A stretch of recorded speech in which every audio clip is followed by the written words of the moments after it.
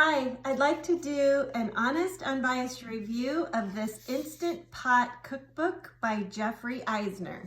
So first of all, you'll notice I've got sticky notes for some of my favorites. The other thing you'll notice about this, and I'm not sure if you can see this in the video, but these pages are kind of warped because, oh, you can really tell on that one. The pages are kind of warped because I use this all the time.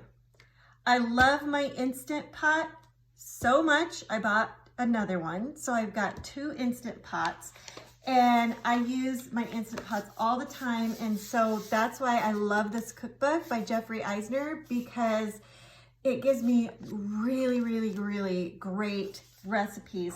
It's also, I really like the way that it's organized. So it has an index or table of contents at the front, but it's organized by like poultry, beef, vegetables and sides, seafood, dessert.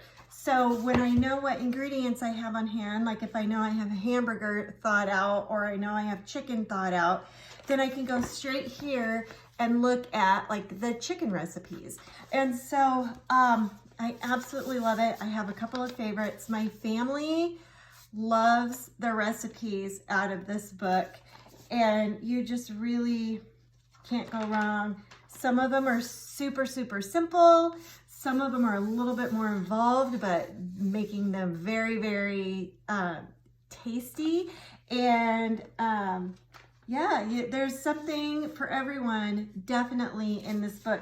He also has pictures for each, you know, there's pictures for each thing, for each recipe, and then follow along pictures as well. So you're going to have, you know, the picture of the recipe when it's all done, but it gives you the step-by-step pictures with the words as well. It makes it real easy, especially if you're new to using an Instant Pot. So highly recommend, for all of those reasons, this step-by-step Instant Pot cookbook.